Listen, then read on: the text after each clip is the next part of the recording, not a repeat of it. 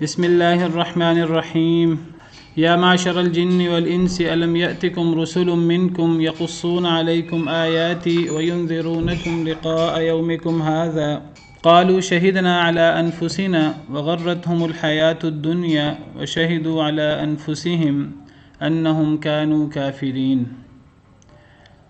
یا معشر الجن والانس الم یأتکم رسل منکم، اے جماعت جنوں کی اور انسانوں کی، الم یأتکم رسل منکم، کیا نہیں آئے تمہارے پاس رسول منکم تمہیں میں سے، یقصون علیکم آیاتی، وہ بیان کرتے تھے تمہارے اوپر ہماری آیتیں، یقصون قصہ بیان کرنے سے ہے، پڑھنے سے ہے، خبر دینے سے ہے، یقصون علیکم آیاتی، وہ تم پر قصہ بیان کرتے تھے، وہ تمہیں خبر دیتے تھے ہماری نشانیوں کی، اللہ تعالیٰ کے اوامر اور نواہی، جو اللہ نے احکامات دیے ہیں اور جن چیزوں سے اللہ تعالیٰ نے روکا ہے، اور احکامات پر عمل کرنے سے کیا نعمتیں حاصل ہوں گی، اور جن سے اللہ نے روکا ہے ان کے ارتکاب سے اللہ کی کن سزاؤں کے مستحق ہو سکتے ہیں۔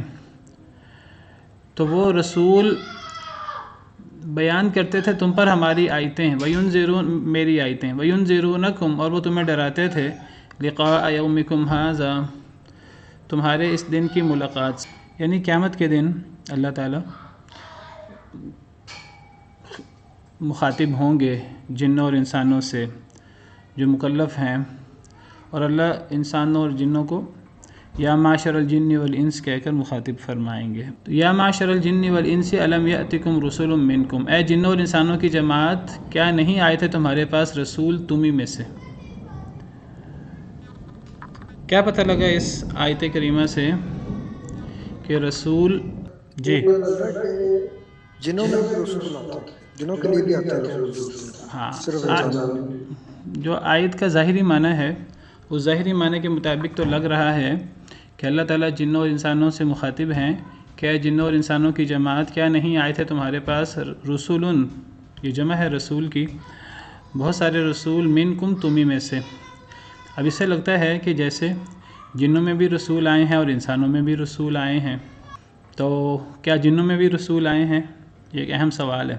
چلیں اس سے پہلے ایک اہم سوال اور ہے کہ نبی کریم صلی اللہ علیہ وسلم وہ انسانوں کے رسول تھے صرف، یا وہ جنوں کے رسول بھی تھے؟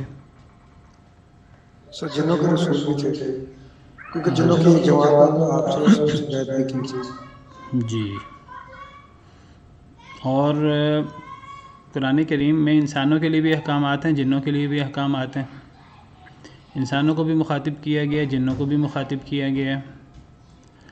جنوں کی جماعت آئی تھی نبی کریم صلی اللہ علیہ وسلم سے، انہوں نے قرآن سنا تھا اور وہ قرآن سن کر مسلمان ہو گئے تھے۔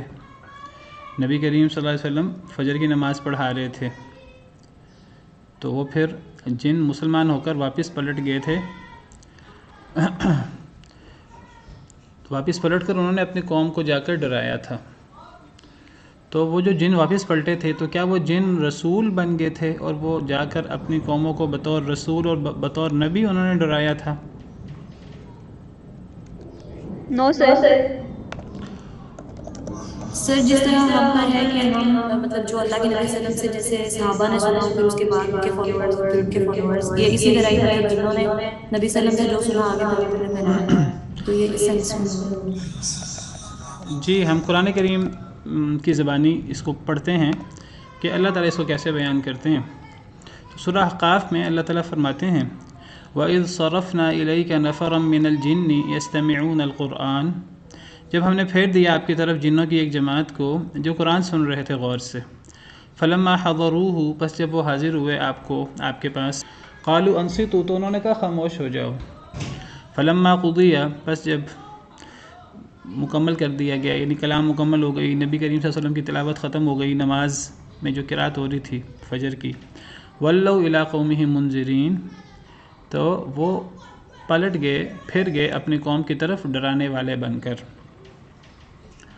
تو اس سے پتہ لگتا ہے جنوں کی ایک جماعت کو اللہ نے پھیر دیا تھا، نبی کریم صلی اللہ علیہ وسلم کی طرف کیوں پھیرا تھا؟ یہ جنوں کی جماعت کس کام کے لیے نکلی تھی؟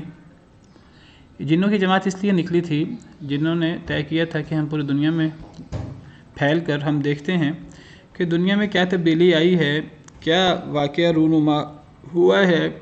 اس سے پہلے آپ کو معلوم ہونا چاہیے کہ جنوں کو اللہ نے صلاحیت دی ہے کہ وہ آسمانوں تک پہنچ جاتے ہیں، اپنی سیڑھی بنا کر جیسے بھی وہ آسمانوں تک پہنچ جاتے ہیں اور آسمانوں پہ کان لگا کر بیٹھتے ہیں اور وہاں سے باتیں سننے کی کوشش کرتے ہیں۔ شاید پہلے بھی بات ہوئی ہے کلاس میں، یہ کوئی اللہ کے نظام میں خلل نہیں ہے، اللہ نے خود یہ سلسلہ رکھا ہے آزمائش کے لیے۔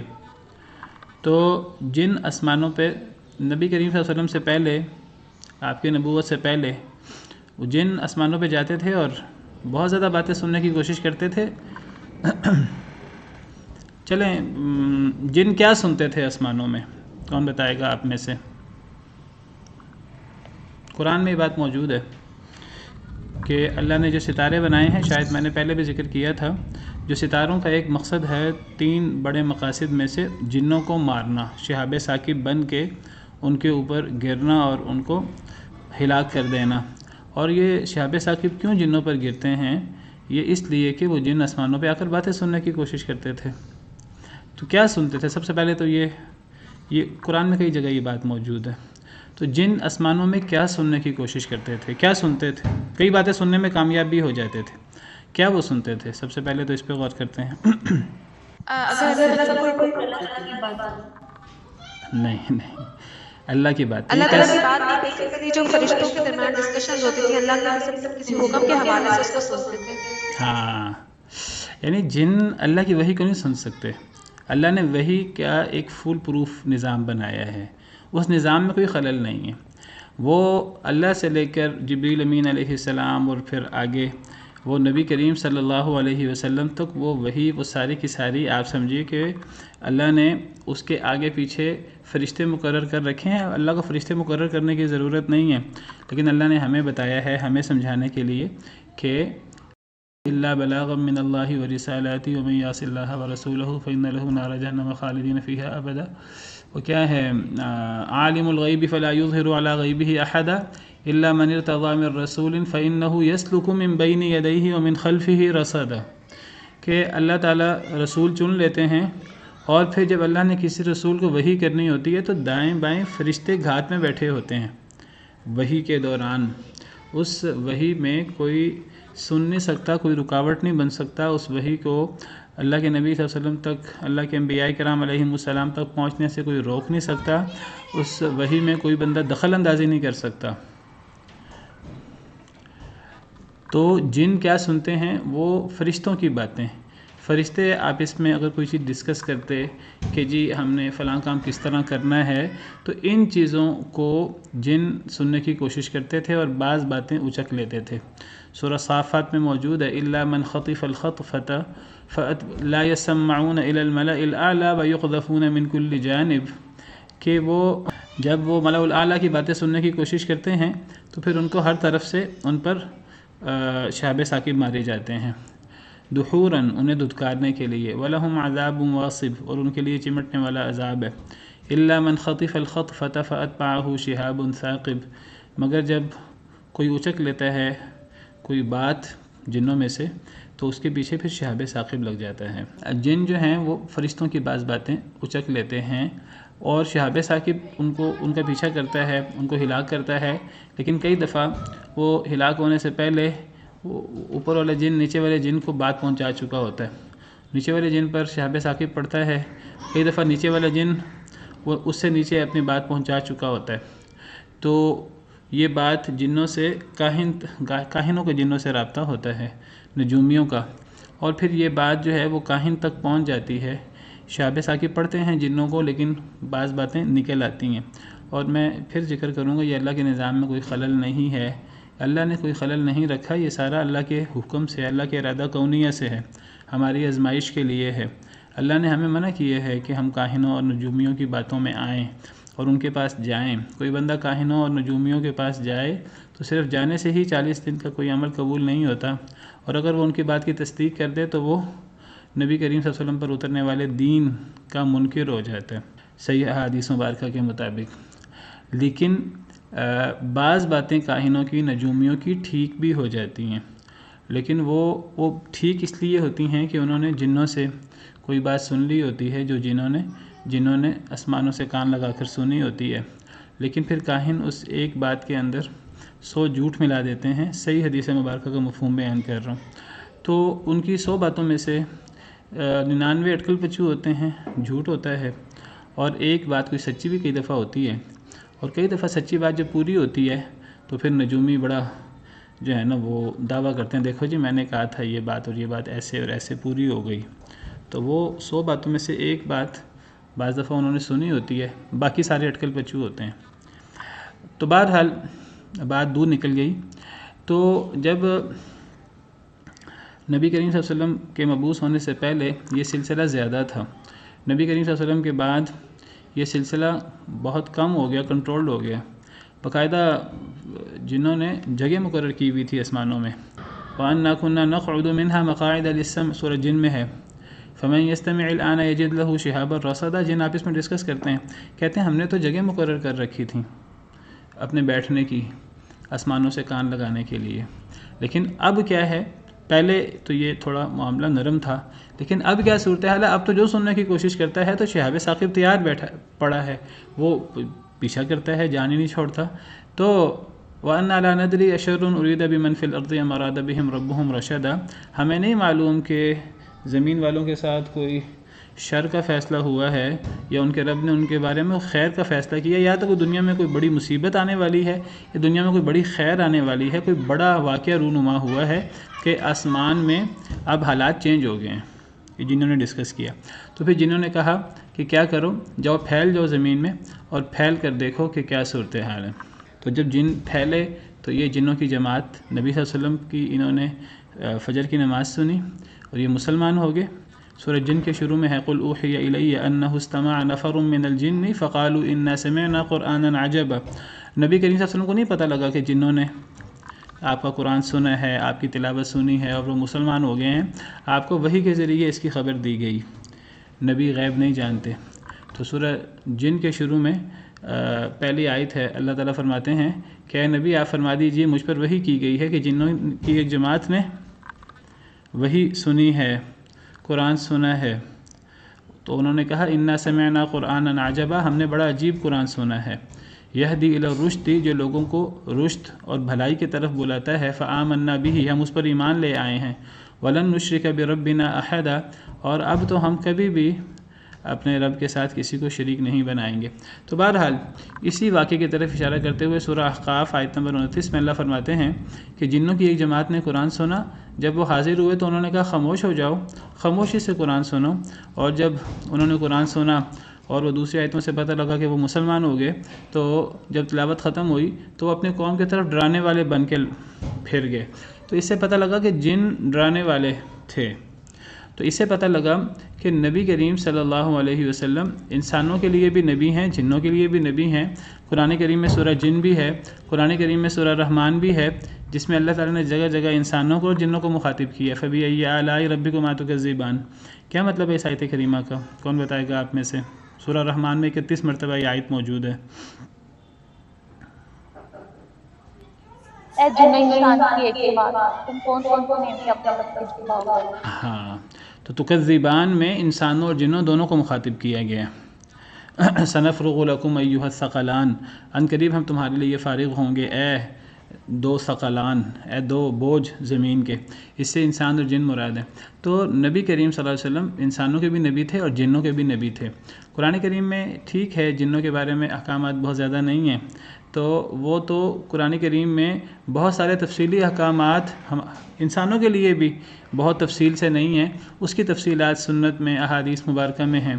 تو جنوں کے لیے جو احکامات اور ان کی تفصیل تھی، کچھ احکامات قرآن کریم میں موجود ہیں، اور عمومی احکامات تو ایمانیات کی باتیں اور اس قسم کی چیزیں تو وہ تو ایک جیسی ہیں انسانوں اور جنوں کے لیے، اور کچھ عملی احکامات وہ بعض قرآن کریم میں موجود ہیں، بعض احادیث مبارکہ میں موجود ہیں کہ ہمیں ہڈی سے استنجا نہیں کرنا، گوبر سے استنجا نہیں کرنا، تو اس کی وجہ بھی بیان کی گئی کہ یہ تمہارے بھائی جنوں کی خوراک ہے۔ وہ ہڈی خوراک نہیں ہے، وہ ہڈی جو ہے وہ ان کے لیے گوشت والی بن جاتی ہے۔ گوبر جو ہے وہ گوبر خوراک نہیں ہے، وہ گوبر جو ہے وہ جس چیز کا بنا ہوتا ہے، وہ جانوروں کی وہ مینگنی ہے، تو جانور جو چیز کھاتے ہیں اور جس کو نکالتے ہیں گوبر بنا کر، تو وہ گویا کہ ان کے لیے وہ وہی چیز، وہی پھل اور وہی سبزی وہ جنوں کے لیے بن جاتی ہے۔ تو جن بھی گوشت اور یہ نباتات، سبزی اور پھل وغیرہ کھاتے ہیں۔ تو استنجا کرنے کے احکامات میں بعض احکامات میں جنوں کا ذکر بھی ہے، اور نبی کریم صلی اللہ علیہ وسلم جنوں کے پاس جاتے تھے اور جا کر جنوں کو ان کے احکامات بتاتے تھے۔ تو نبی کریم صلی اللہ علیہ وسلم انسانوں کے بھی نبی ہیں اور جنوں کے بھی نبی ہیں، یہ تو بات بالاتفاق ہے۔ اب آگے سوال یہ ہے کہ نبی کریم صلی اللہ علیہ وسلم سے پہلے، بلکہ اس کو ایک دفعہ چھوڑ دیجئے، سب سے پہلے تو ہم دیکھتے ہیں کہ سب سے پہلے انسان سیدنا آدم علیہ السلام ہے۔ تو جن انسانوں سے پہلے کے ہیں کہ پہلے انسان پیدا ہوئے پھر جن پیدا ہوئے؟ جن پہلے سے ہیں۔ انسان کو اللہ کہتے ہیں کہ وَإِذْ قَالَ رَبُّكَ لِلْمَلَائِكَةِ إِنِّي جَاعِلٌ فِي الْأَرْضِ خَلِيفَةً، آپ کے رب نے کہا فرشتوں سے کہ میں زمین میں خلیفہ بنانے والا ہوں۔ خلیفہ کی ایک تفسیر یہ بھی ہے کہ انسان خلیفہ ہے، یعنی ایک دوسرے کا جانشین بنے گا، اور ایک تفسیر یہ بھی ہے کہ انسان جنوں کا خلیفہ ہے۔ پہلے اس دنیا میں اس زمین میں اصل جگہوں پہ، مین جگہوں پہ جن رہا کرتے تھے، پھر جب جنوں نے اللہ کی نافرمانی زیادہ کی تو اللہ نے انہیں دھتکار دی، اور اللہ نے ان کی جگہ پر انسانوں کو زمین کا جو ہے وہ شہزادہ یا زمین کے اوپر اللہ نے گویا کہ انسانوں کو بنایا، تو اب ہر چیز انسان کے لیے مسخر کر دی۔ تو گویا کہ انسان جنوں کا خلیفہ ہے، اور جن انسانوں سے پہلے تھے۔ شیطان جو ہے وہ پہلے سے موجود تھا، اور شیطان نے جو جنوں میں سے ہے اس نے سیدنا آدم علیہ السلام کو سجدہ کرنے سے انکار کیا۔ تو انسانوں سے پہلے جو جن تھے، تو ان جنوں کے پاس اللہ کے احکامات کیسے آتے تھے سیدنا آدم علیہ السلام سے پہلے؟ جی انہی کی جماعت میں سے کوئی نبی اللہ تعالیٰ بھیجتے تھے۔ دیکھیے یہ بات واضح ہے کہ جیسے شاید کلاس میں بھی کئی دفعہ بات ہوئی ہے کہ مخلوق ناقص ہوتی ہے، اور مخلوق کبھی بھی اس نے دنیا میں کیسے زندگی گزارنی ہے، اپنے رب کو کیسے راضی کرنا ہے، مخلوق خود بخود یہ بات نہیں پہچان سکتی۔ مخلوق کو یہ بات بتانے کے لیے اللہ کی طرف سے وحی کی ضرورت ہے، تو ہم وحی کے محتاج ہیں۔ اسی لیے قرآن کریم میں جہاں بھی تخلیق کی بات آتی ہے اللہ رب العالمین کے حوالے سے، تو تخلیق کے ساتھ ہدایت کا ذکر ضرور آتا ہے۔ قال ربنا الذي اعطى كل شيء خلقه ثم هدى سبح اسم ربك الاعلى الذي خلق فسوى والذي قدر فهدى۔ تو تخلیق کے ساتھ ہدایت کا حکم دینے کا ذکر آتا ہے، الا له الخلق والامر، یہاں بھی یہی بات ہے۔ تو اس سے پتہ لگتا ہے کہ انسان ہو یا دیگر مخلوقات ہوں، یہ اللہ کی طرف سے رہنمائی کے محتاج ہیں۔ اللہ نے انسانوں کو بغیر رہنمائی کے نہیں رکھا، انسانوں کے لیے ہمیشہ اللہ کی طرف سے ہدایت آتی رہی ہے۔ پہلے انسان سیدنا آدم علیہ السلام اور وہ نبی تھے اللہ کے، اللہ نے پہلے انسان کو بھی ہدایت کے بغیر نہیں رکھا، اور پھر ان کے بعد ہمیشہ نبی آتے رہے۔ تو ان سے پہلے جو جن تھے، تو جنوں کو بھی ہدایت کی ضرورت تھی، جن بھی مکلف تھے ہماری طرح، تو ان کے سامنے بھی خیر اور شر تھا۔ تو خیر کیا تھا ان کے سامنے؟ وہ وہی تھی اللہ تعالیٰ کی، تو لازماً جنوں پر نبی آئے تھے، جنوں میں سے بھی نبی تھے حضرت آدم سے پہلے۔ تو یہ بات طے ہے کہ حضرت آدم سے پہلے جو جن تھے ان کے نبی بھی تھے، جو ان کو خیر و شر ان کے سامنے واضح کرتے تھے، ان کے سامنے اللہ کا پیغام، اللہ کی وحی پیش کرتے تھے۔ تو اور یہ بات بھی واضح ہے کہ نبی کریم صلی اللہ علیہ وسلم انسانوں جنوں دونوں کے نبی ہیں۔ اب سوال یہ ہے کہ سیدنا آدم علیہ السلام سے لے کر نبی کریم صلی اللہ علیہ وسلم تک کیا صورتحال ہے؟ تو اس کے بارے میں جمہور علماء کی رائے یہ ہے کہ انسانوں کے بعد پھر جنوں میں کوئی نبی نہیں آیا سیدنا آدم علیہ السلام کو، جمہور کی رائے یہ ہے۔ تو اگرچہ بعض علماء کہتے ہیں کہ نہیں، ممکن ہے کہ جنوں میں بھی نبی آتے رہے ہوں، اور ان کی دلیل یہ قرآن کی آیت ہے کہ اللہ نے جنوں اور انسانوں دونوں کو مخاطب کیا کہ تم دونوں میں رسول آتے رہے ہیں۔ لیکن جمہور علماء کی رائے یہ ہے کہ اگر تو ہم نے یہ مراد لینا ہے کہ جنوں اور انسانوں دونوں میں رسول آتے رہے ہیں تو پھر یہ حضرت آدم سے پہلے کی بات ہوگی۔ وہ کہتے ہیں حضرت آدم علیہ السلام کے بعد نبی صلی اللہ علیہ وسلم تو جنوں اور انسانوں دونوں کے نبی تھے، یہ بات تو طے ہے باقاعدہ نص کے ساتھ۔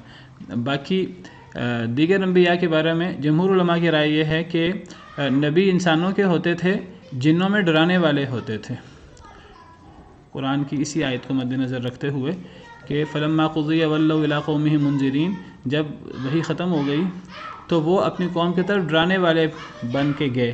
تو نبی انسانوں میں سے ہوتے ہیں، انسانوں کے بعد اللہ نے انسانوں کو فضیلت دی، انسانوں کو اللہ نے وَلَقَدْ كَرَّمْنَا بَنِي آدم، تو نبی انسانوں میں سے ہوتے ہیں، جنوں میں داعی ہوتے ہیں، ڈرانے والے ہوتے ہیں، جس طرح امتیوں میں داعی اللہ ہوتے ہیں اور ڈرانے والے ہوتے ہیں جو نبیوں کے وارث ہوتے ہیں۔ تو جمہور علماء کی رائے یہ ہے۔ اب جب جمہور علماء کی یہ رائے ہے کہ سیدنا آدم علیہ السلام سے لے کر نبی صلی اللہ علیہ وسلم کے بعد تو نبی صلی اللہ علیہ وسلم دونوں کے نبی ہیں، اور سیدنا آدم سے لے کر نبی صلی اللہ علیہ وسلم تک بھی جمہور کی رائے میں جو انبیاء جو انسان نبی تھے وہی جنوں کے بھی نبی تھے۔ پھر اب سوال یہ ہے کہ پھر اس آیت کا کیا معنی کریں گے؟ وہ کہتے ہیں کہ یہ عربی زبان کا ایک انداز ہے، قرآن کریم کا ایک انداز ہے، بعض دفعہ دو چیزوں کو ذکر کر کے دونوں کے حوالے سے ایک بات کی جاتی ہے، لیکن وہ بات دونوں کے حوالے سے نہیں ہوتی، وہ ان دونوں میں سے کسی ایک کے لیے ہوتی ہے۔ اس کی کئی مثالیں عربی زبان میں مفسرین پیش کرتے ہیں، قرآن کریم میں بھی اس کی کئی مثالیں ہیں۔ اگرچہ پیچھے جنوں اور انسانوں دونوں کا ذکر آیا ہے، آگے پھر اللہ فرماتے ہیں کہ کیا تمہارے پاس رسول نہیں آئے جو تم ہی میں سے تھے؟ تو یا تو اس سے مراد دیا جائے کہ حضرت آدم سے پہلے، جمہور علماء کے نزدیک حضرت آدم سے پہلے جنوں میں نبی آئے ہیں، وہ مراد ہے، یا پھر ذکر پیچھے جنوں اور انسانوں دونوں کا ہے، ان کے بعد کیا تم ہی میں سے رسول نہیں آئے تھے؟ تو یہاں جنوں اور انسانوں دونوں میں سے رسول نہیں آئے، رسول انسانوں میں سے آئے ہیں حضرت آدم کے بعد، جمہور کی رائے کے مطابق۔ تو وہ کہتے ہیں کہ پیچھے ذکر دو کا ہے لیکن مراد دو میں سے ایک ہے، اور وہ کہتے ہیں عربی زبان میں اس کی کئی مثالیں ہیں، بلکہ قرآن کریم میں بھی اس کی کئی مثالیں ہیں۔ آپ میں سے کسی کے ذہن میں کوئی ایسی مثال ہو قرآن کریم میں پیچھے دو چیزوں کا ذکر ہو اور پھر آگے ان میں سے بعض مراد ہوں، سب مراد نہ ہوں؟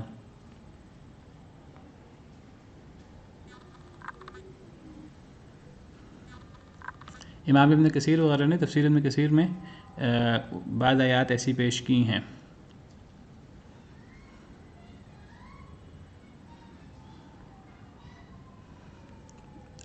جی، آپ میں سے کسی کے علم میں ہو تو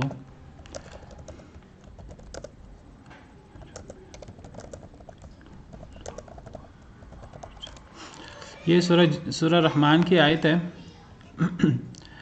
کہ مرج البحرین یلتقیان، کہ اللہ نے دونوں سمندروں کو ملا دیا، دو دریا جاری کر دیے، وہ دونوں مل جاتے ہیں۔ بینہما برزخ لا یبغیان، ان دونوں کے درمیان ایک آڑ ہے، اندیکھی، نظر نہیں آتی۔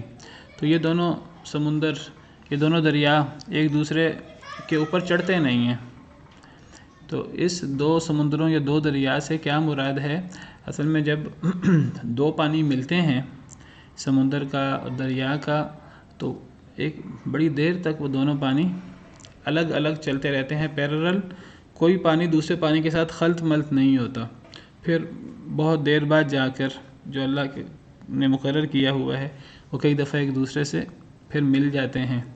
لیکن بعض ایسے بھی سمندروں کے اندر بعض ایسے مقام بھی ہیں جہاں دو پانی چل رہے ہوتے ہیں اور دو پانی وہ ایک دوسرے، اور ان کا رنگ بھی فرق ہوتا ہے، اور وہ ایک دوسرے کے ساتھ خلط ملط نہیں ہوتے۔ اور بعض سمندروں میں ضروری نہیں کہ ایسے پانی دائیں بائیں ہی ہوں، ایسے پانی اوپر نیچے بھی ایسی لہریں پانیوں کے اندر موجود ہیں۔ بہرحال یہ سائنسدانوں کی تحقیق کا موضوع ہے۔ تو دو سمندروں کے درمیان ایک آڑ ہے، تو اس پانی سے مراد مفسرین کے نزدیک دریا اور سمندر کا پانی ہے۔ جب وہ ملتا ہے تو وہ لمبا عرصہ دونوں آگے چلتے رہتے ہیں۔ اچھا، اللہ فرماتے ہیں یخرج منہما اللؤلؤ والمرجان، نکلتا ہے ان دونوں سے موتی اور مونگے۔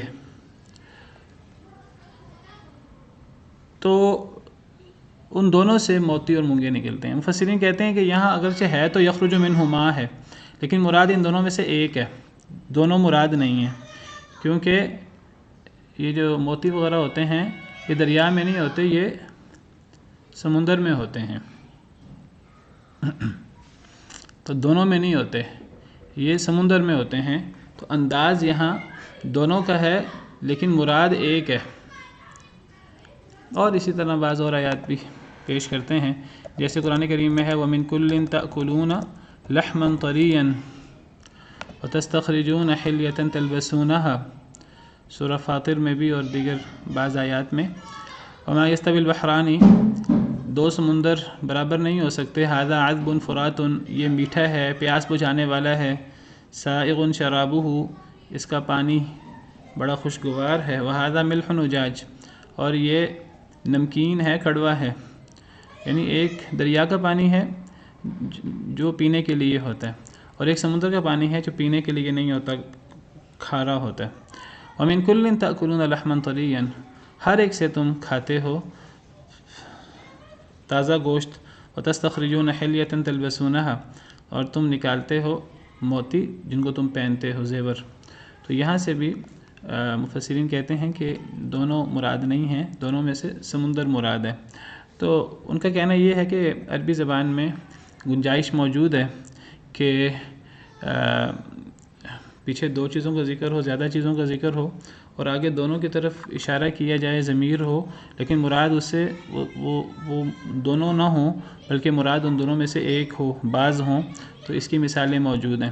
تو جمہور علماء کی رائے یہ ہے کہ حضرت آدم علیہ السلام کے آنے کے بعد نبی انسانوں میں سے ہی آئے ہیں، جنوں میں نبی نہیں آئے، جنوں میں ڈرانے والے رہے ہیں جو نبیوں کی باتیں سن کر اپنی قوم کو ڈراتے رہتے ہیں۔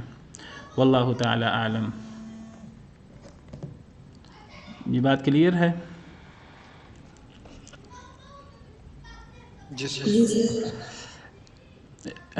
تو اے جنوں اور انسانوں کی جماعت، کیا نہیں آئے تمہارے پاس رسول تمہیں میں سے، یقصون علیکم آیاتی، جو بیان کرتے ہیں تم پر میری آیتیں، وینذرونکم، اور وہ ڈراتے ہیں تمہیں، لقاء یومکم ھذا، وہ ڈراتے تھے تمہیں، یہ قیامت کی بات ہو رہی ہے، وہ ڈراتے تھے تمہیں لقاء یومکم ھذا، تمہارے اس دن کی ملاقات سے، یعنی یہ جو میدان محشر میں اللہ تعالیٰ آواز لگائیں گے جنوں اور انسانوں کو۔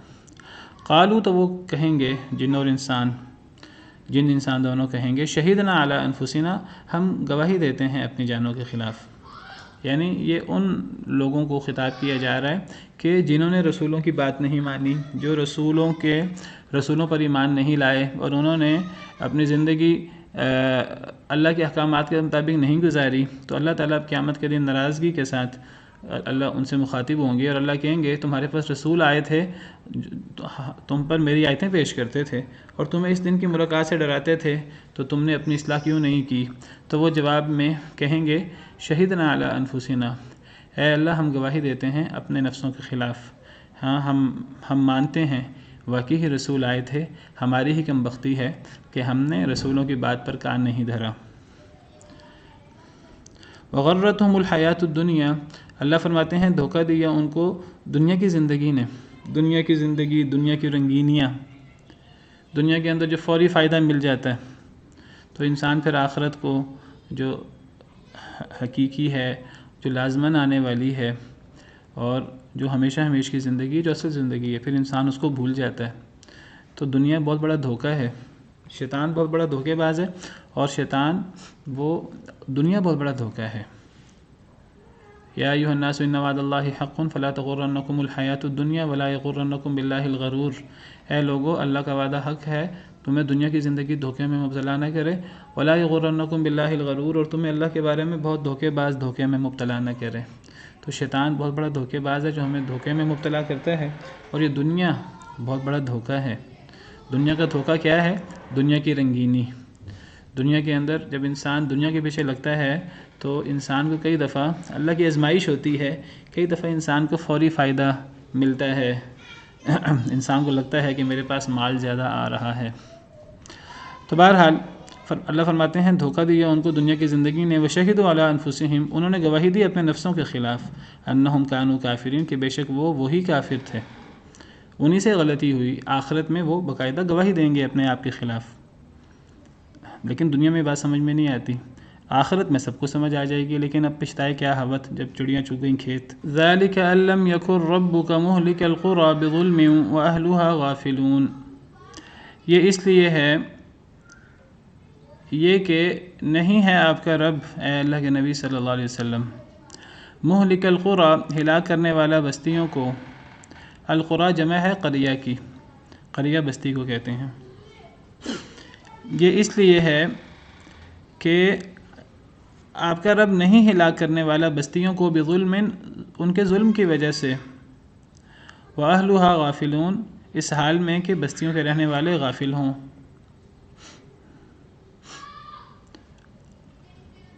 کیا مطلب ہوا؟ اللہ تعالیٰ نے ایک اصول بیان کیا ہے، اللہ فرماتے ہیں اللہ کسی بستی کو ہلاک نہیں کرتے ان کے ظلم کی وجہ سے جب اس بستیوں کے رہنے والے غافل ہوں، تو اللہ نے ایک اصول بیان کیا ہے۔ تو ذالک ان لم یکن ربک، یہ اس لیے ہے، ذالک عام طور پر جب کوئی بات پیچھے ہوتی ہے تو پیچھے سے ریلیٹ کرنے کے لیے ذالک آتا ہے۔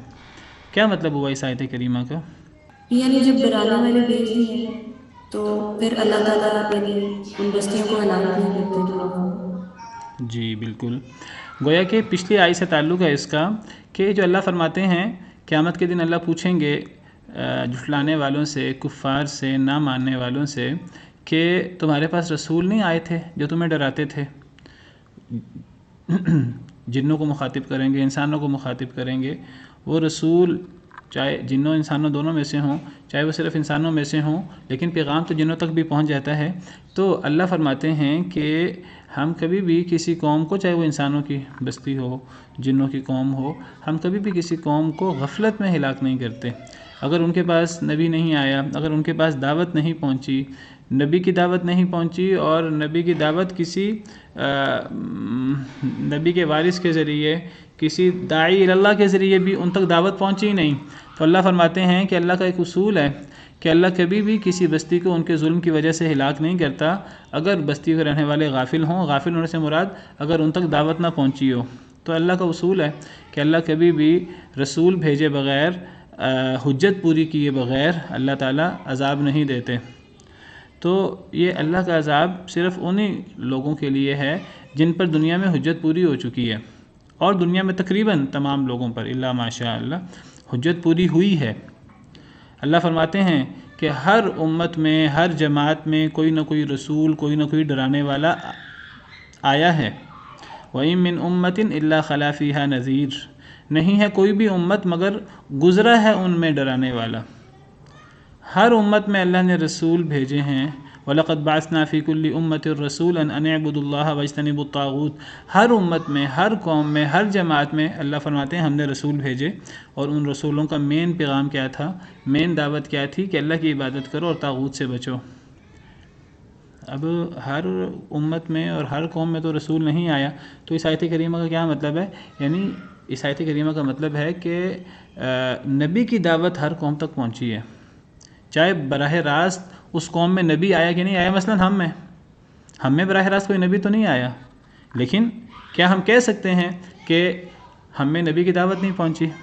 ہم نہیں کہہ سکتے، ہم میں نبی کی دعوت پہنچی ہے، اور اللہ نے قرآن و حدیث کی حفاظت کا ذمہ لیا ہے، اور ہم پر قرآن و حدیث کی دعوت پہنچی ہے ڈرانے والوں کے ذریعے، علماء کے ذریعے، تو جو نبیوں کے وارث ہوتے ہیں۔ تو ہماری قوم بھی نبیوں سے خالی نہیں ہے، تو اس معنی میں ہر امت میں، ہر قوم میں کوئی نہ کوئی نبی آیا ہے، کوئی نہ کوئی ڈرانے والا آیا ہے، یا خود نبی آیا ہے یا نبی کا پیغام پہنچا ہے۔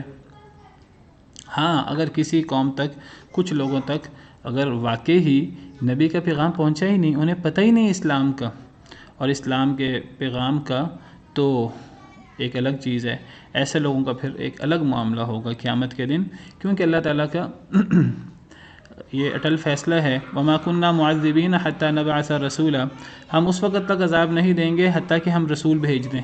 تو رسولوں کے بغیر عذاب نہیں آ سکتا، دعوت پہنچے بغیر۔ دوسری آیت میں فرمایا لِأَلَّا يَكُونَ لِلنَّاسِ عَلَى اللَّهِ حُجَّةٌ بَعْدَ الرُّسُلِ رُسُلًا مُبَشِّرِينَ وَمُنذِرِينَ، یہ رسول بشارت دینے والے ڈرانے والے، سورہ نساء میں لِأَلَّا يَكُونَ لِلنَّاسِ عَلَى اللَّهِ حُجَّةٌ بَعْدَ الرُّسُلِ، تاکہ نہ ہو لوگوں کے لیے یہ کوئی حجت رسولوں کے بعد۔ پتہ لگا رسول آنے کے بعد حجت ختم ہو جاتی ہے، دعوت پہنچنے کے بعد حجت ختم ہو جاتی ہے۔ یہ بھی پتہ لگا کہ اگر رسول نہ آئے یا دعوت نہ پہنچے تو پھر حجت ختم نہیں ہوتی۔ تو اللہ فرما رہے ہیں کہ ہم نے انسانوں اور جنوں میں رسول بھیجے، ہر امت میں ہم نے رسول بھیجے، اور وہ رسول اللہ کا پیغام پہنچاتے تھے۔ تو یہ اللہ نے کیوں بھیجے؟ یہ اس لیے ہے کہ اللہ کا اصول ہے کہ اللہ کبھی بھی کسی بستی کو ظلم کے ساتھ ان کے ظلم کی وجہ سے ہلاک نہیں کرتے، اس حال میں کہ اس کے رہنے والے غافل ہوں۔ وَلِكُلٍّ دَرَجَاتٌ مِّمَّا عَمِلُوا، اور ہر ایک کے لیے یہ درجات ہیں اس سے جو انہوں نے عمل کیا۔ ہر ایک کو، ہر شخص کو، ہر قوم کو، ہر قوم کے درجات ہیں اس سے جو انہوں نے عمل کیا۔ اس درجات سے کیا مراد ہے؟ اس درجات سے مراد مقام اور مرتبہ ہے عمل کے مطابق۔ جن کے اچھے عمل ہیں ان کے اچھا مقام ہے، جن کے برے عمل ہیں ان کا برا مقام ہے۔ اور صرف یہ دو مرتبے اور دو مقام نہیں ہیں کہ نیک اور بد، اچھے اور برے، اچھے عمل والے اچھے لوگ ان کا اچھا درجہ، اور برے لوگ ان کا برا مقام، برا درجہ۔ صرف یہ دو درجے نہیں ہیں، اچھے لوگوں کے پھر ذیلی مرتبے ہیں، برے لوگوں کے پھر ذیلی مرتبے ہیں۔ یہ دنیا میں اتنے مرتبے ہیں، اتنے مقام ہیں، ہم تصور نہیں کر سکتے۔ مین فرق وہ، یعنی اگر ہم کہیں کہ موٹی تقسیم کی جائے تو موٹی تقسیم دو ہیں۔ کیا دو تقسیمیں ہیں؟ کہ مومن اور کافر، موٹی تقسیم دو ہے۔ اس تقسیم میں آپ سمجھیے کہ مومن جو ہے وہ ایمان والا ہے، اور کافر جو انکار کرنے والا ہے، منافق، اگر وہ اعتقادی منافق ہے تو وہ کفار میں چلا جائے گا۔ مین تقسیم دو ہیں، دو تقسیمیں ہیں، فریق فی الجنت و فریق فی السعیر، ایک گروہ جنت میں، ایک گروہ جہنم میں۔ مین تقسیم دو ہیں، ایک نیک اور ایک بد، وہدیناہم النجدین۔ لیکن اگر آپ تفصیل میں جائیں تو تفصیل میں پھر اتنی قسمیں ہیں، اتنی قسمیں ہم تصور نہیں کر سکتے۔ اللہ تعالیٰ نے سورہ بقرہ کے شروع میں 3 قسمیں بیان کر دیں۔ متقی جو نیک لوگ ہیں، کافر اور منافق۔ اب منافق اگر اعتقادی ہو وہ بھی کفار میں آ جاتا ہے۔ 2 قسمیں بن جاتی ہیں کفار کی، ایک واضح کافر ہوتا ہے، ایک منافق ہوتا ہے اعتقادی اگر ہو تو۔ پھر مومنوں میں بھی صرف مومن ہی نہیں ہے، پھر مومنوں میں بھی 2 قسمیں تو اللہ نے سورہ واقعہ میں بیان کی ہیں۔ مومنوں کی 2 قسمیں، ایک قسم ہے دائیں ہاتھ والے، اور دوسری قسم کیا ہے؟ ایک اصحاب الیمین ہے اور دوسری قسم کیا ہے؟ مومنوں کی 2 قسمیں۔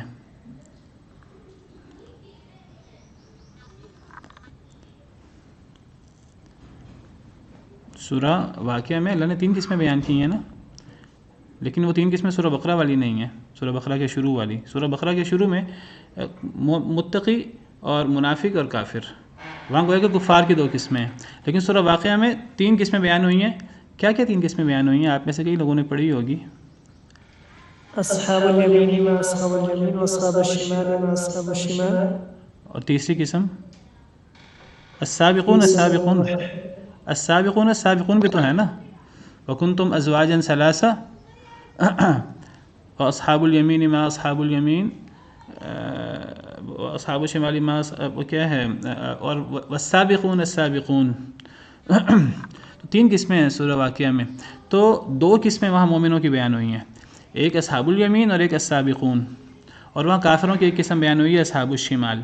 اس کو مزید آپ پھیلاتے جائیں، نیک لوگوں کو، نیک لوگوں میں نبی ہوتے ہیں، نبیوں میں بھی اقسام ہیں، رسول ہوتے ہیں جو نبیوں سے بھی افضل ہوتے ہیں، رسولوں میں بھی اقسام ہیں، کچھ رسولوں سے زیادہ افضل ہیں، کچھ رسول اولو العزم رسول ہیں، نبی ہیں، پھر امتی ہیں، امتیوں میں اقسام ہیں، کچھ صحابہ ہیں، کچھ غیر صحابہ ہیں، پھر غیر صحابہ میں بھی اقسام ہیں، کچھ اللہ کے ولی ہیں، کچھ بڑے علماء ہیں، کچھ اللہ کے اولیاء ہیں، کچھ عام لوگ ہیں۔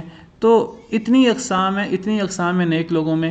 اس طرح برے لوگوں میں بھی اقسام ہیں، کوئی کافر ہیں، کوئی منافق ہیں، پھر جو کافر ہیں، کوئی جو ہیں وہ اللہ کو کسی حد تک مانتے ہیں، اللہ کے احکامات کے منکر ہیں، کوئی اللہ کو ہی ماننے سے منکر ہیں، ملحدین ہیں، پھر کوئی یہودی ہیں، کوئی عیسائی ہیں، کوئی ہندو ہیں، کوئی کتنے ادیان ہیں، پھر یعنی کوئی جو اللہ کی نافرمانی کرنے والے ہیں، کوئی چھوٹے گناہ کرنے والے، کوئی بڑے گناہ کرنے والے ہیں، ہر ایک کا اس کے مطابق مقام ہے، کوئی ہلاک کرنے، کوئی اکبر الکبائر گناہ کرنے والے ہیں، کوئی ہلاک کرنے والے گناہ کرنے والے ہیں۔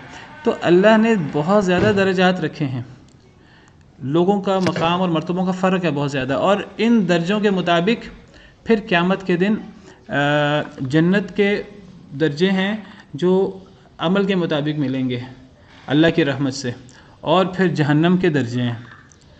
جنت کے 100 درجے ہیں، اور جنت کا سب سے اعلیٰ درجہ، سب سے اونچا درجہ جنت اوپر ہے، سب سے اعلیٰ درجہ جو ہے اس کی چھت اللہ کا عرش ہے، اور جہنم وہ نیچے ہے سب سے، اور جہنم کا سب سے خطرناک درجہ جس کو درکہ کہتے ہیں، درجہ نہیں کہتے درکہ، تو وہ جو ہے وہ سب سے نیچے ہے، ان المنافقین فی الدرک الاسفل من النار۔ تو درجات ہیں،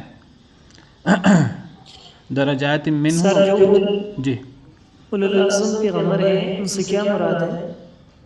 وہ رسولوں میں بھی کوئی خاص رسول ہے نا جن کو اللہ نے باقی رسولوں پر فضیلت دی ہے۔ فاصبر کما صبر اولو العزم من الرسل، اے نبی صلی اللہ علیہ وسلم آپ صبر کیجئے جس طرح اولو العزم رسولوں نے صبر کیا۔ پھر اس میں مفسرین کی تفصیلات ہیں، اولو العزم رسول کون سے ہیں؟ بعض کہتے ہیں وہ 5 رسول ہیں جن کا ذکر قرآن کریم کی 2 آیات میں۔ جی پھر ان کی بھی تفصیل ہے۔ تو میں ذکر کر رہا تھا کہ یعنی درجات ہیں، بہت باریک درجات ہیں، موٹے مین تقسیم 2 ہیں مسلمان اور کافر کی، تو درجات ہیں بہت زیادہ اعمال کے مطابق۔ تو دیکھیے کسی عمل کو ہلکا نہیں سمجھنا چاہیے، یہ اعمال کے ذریعے درجات میں تفاوت ہوتا رہتا ہے۔ گناہ میں بھی، گناہ کی وجہ سے بھی انسان کے اللہ کی ناراضگی جو ہوتی ہے اس میں بھی تفاوت ہوتا ہے، اور جو یعنی جہنمی بھی ایک لیول کے نہیں ہیں، جنتی بھی ایک لیول کے نہیں ہیں۔ تو بہرحال ہر ایک کے لیے درجات ہیں اس کے عمل کے مطابق، بنیاد عمل بنتا ہے، باقی اللہ کی رحمت سے انسان کو انعام ملتا ہے، تو عمل کے مطابق پھر انسان کے لیے درجات ہیں۔ وما ربک بغافل عما، یہ جو بات ہے نا درجات کی، میں اصل میں زیادہ ٹائم میرا ختم ہو گیا، زیادہ تفصیل میں نہیں گیا، اس بات کو سمجھنا چاہیے۔ اللہ نے درجات رکھے ہیں، نیک لوگوں کے ہزاروں درجات ہیں، برے لوگوں کے ہزاروں درجات ہیں۔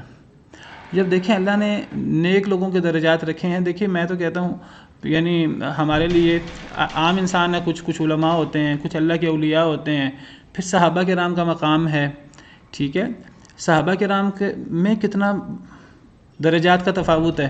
سیدنا ابوبکر صدیق کا مقام، سیدنا عمر فاروق، سیدنا ابوبکر صدیق کے بارے میں احادیث پڑھ لیجیے، عمر فاروق کے بارے میں احادیث پڑھ لیجیے، شیطان بھاگتا تھا۔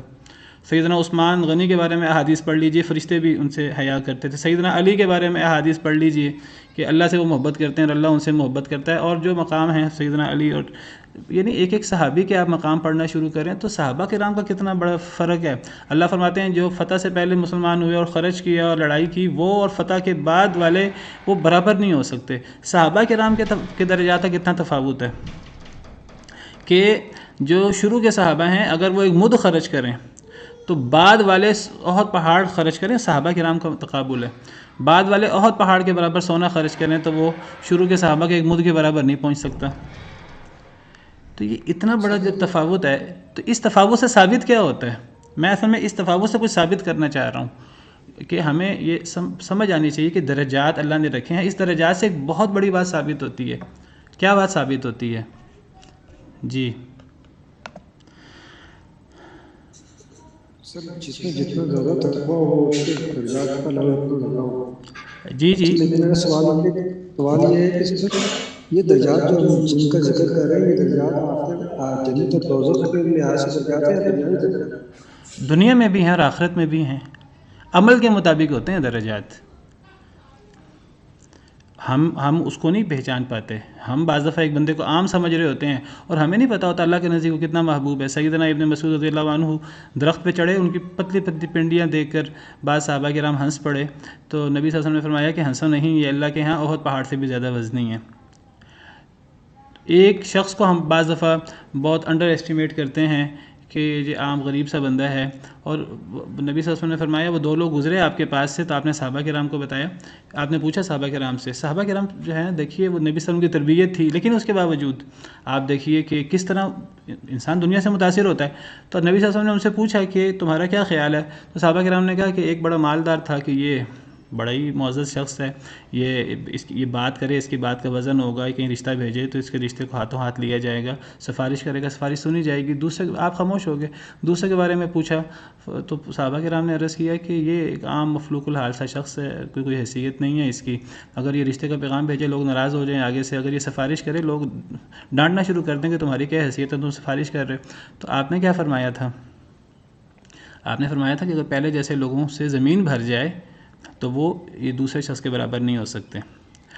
یہ ان درجات سے ثابت کیا ہوتا ہے؟